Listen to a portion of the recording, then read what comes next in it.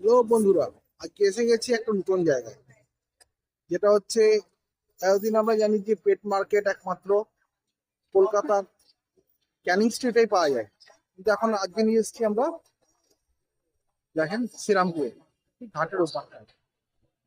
আসা খুবই সহজ, ব্যারাকপুর থেকে আপনারা ইচ্ছে করে আসতে পারেন। বাস, টোটো, অটো ধরে নিয়ে ধোবিঘাটে পার করে জাস্ট পা দিকে রাস্তা দিয়ে 2 মিনিট হেঁটে চলে আসতে পারেন। আর আমি ঘুরিয়ে দেখাচ্ছি আপনার মার্কেটটা, দেখুন।